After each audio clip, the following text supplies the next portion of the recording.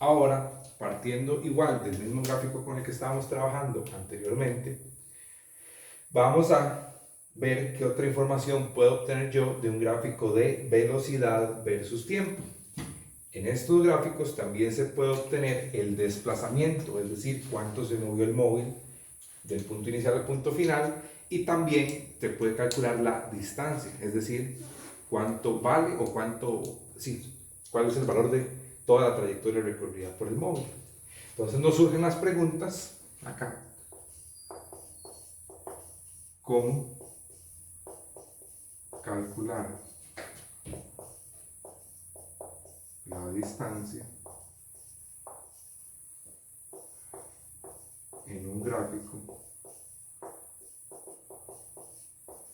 de movimiento rectilíneo uniforme, pero en este caso es velocidad versus tiempo? Y esta pregunta se responde de la siguiente manera. En este caso, la distancia total recorrida va a ser el área bajo la curva. ¿Bajo cuál curva? Pues bueno, en este caso va a ser el área que está entre la recta de la velocidad y el eje X. Es decir, para el tramo 1, la velocidad, si ustedes vienen y completan aquí el tramo 1 hasta chocar con el eje X, la distancia recorrida por el móvil va a ser toda esta área que está acá encerrada. Llamémosle área 1. Toda esta área que está ahí en negro va a ser, cuando yo la calcule, me va a dar un número, ese número va a ser la distancia que recorrió el móvil en el tramo 1. Veamos cómo. Entonces, ¿qué forma tiene esta figura? Es un rectángulo en el cual la altura mide 5, desde 0 hasta 5, y la base mide desde 0 hasta 4, es decir, 4. ¿Cómo se calcula el área de un rectángulo? Pues base por altura.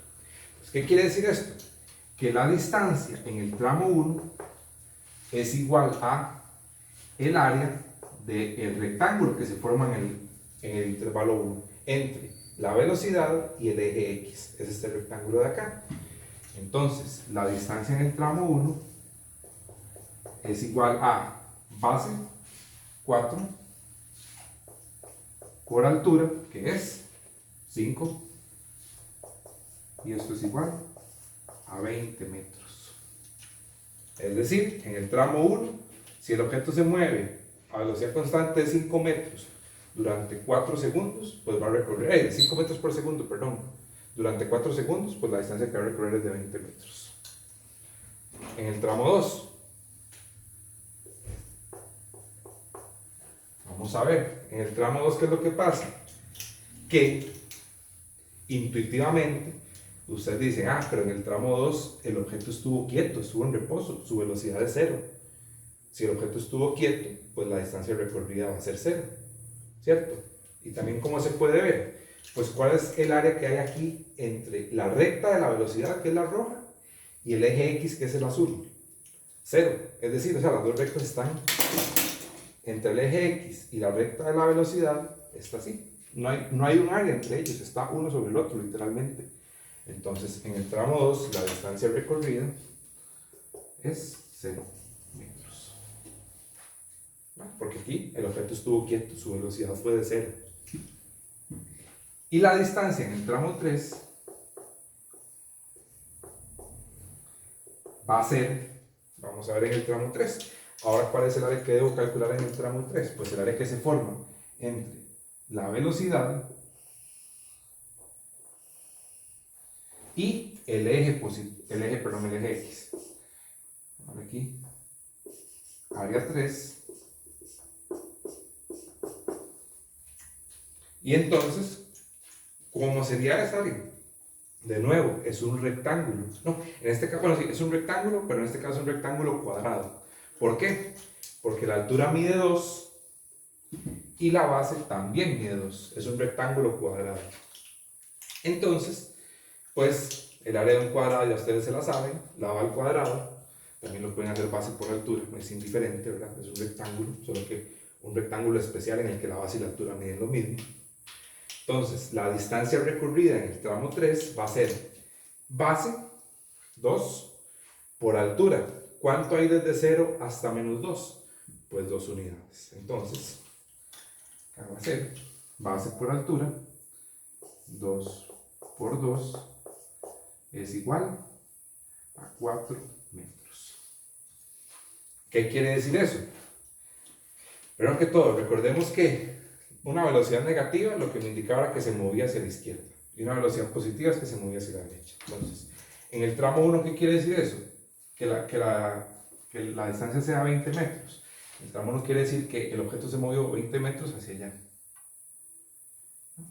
Y acá, como la velocidad es negativa, quiere decir ahora que más bien que el objeto se movió hacia el lado opuesto, hacia la izquierda en este caso.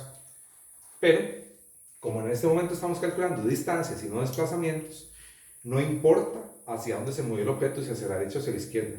Solo me importa cuánto camino recorrió él. Entonces, en este caso, la distancia total va a ser la distancia del tramo 1 más la distancia del tramo 2 más la distancia recorrida en el tramo 3. Entonces, la distancia total será 20 más 0 más 4, 24 metros.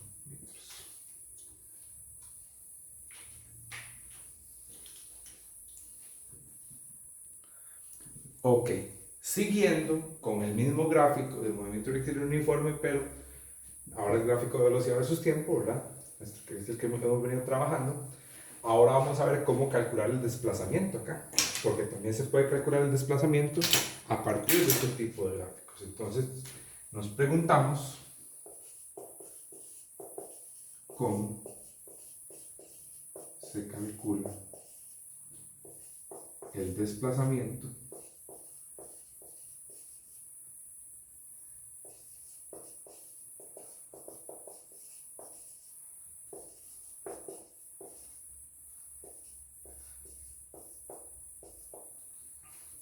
y en este caso el desplazamiento en este tipo de gráficos va a ser igual que la distancia.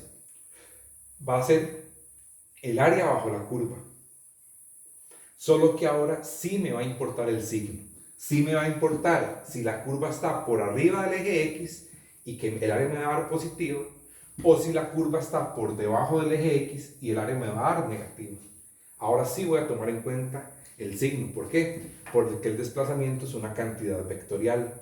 Anteriormente, cuando calculamos las distancias, no nos interesaba el signo, porque la distancia es una cantidad escalar, solo me interesa la magnitud. En el desplazamiento, no, sí me interesa el signo, porque el signo también me denota, aparte de la magnitud, bueno, el valor de la magnitud, el signo me denota la dirección. Entonces ahora sí vamos a tomar en cuenta el signo, pero en un final el procedimiento es el mismo, calcular el área bajo la curva. Entonces acá estamos tramo 1, tramo 2 y por acá abajo está el tramo 3. Entonces calculemos el desplazamiento en el tramo 1. Es igual el área bajo la curva. Ya hemos visto que esta área de acá, llamamos área 1, es un rectángulo. Un rectángulo en el que la base mide 4, la altura mide 5. Entonces, el desplazamiento en el área 1 va a ser 4 por 5 y esto me da 20 metros. Bueno, como es, perdón, sí, 20 metros. Ahora, en el tramo 2, igual que como lo vimos anteriormente, en el tramo 2, el área que se forma entre el eje X positivo y la curva de velocidad es nulo, porque está uno encima de la otra. Aquí no hay ningún área entre el eje que está representado con el marcador negro y la curva de velocidad que está representado con el marcador rojo. No hay ningún área entre ellos. Entonces, en este caso, el desplazamiento es de 0 metros. Y el desplazamiento, voy a hacerlo por acá, ¿sí? El desplazamiento en el tramo 3 es de nuevo un rectángulo, ¿no? Es este rectángulo que está acá.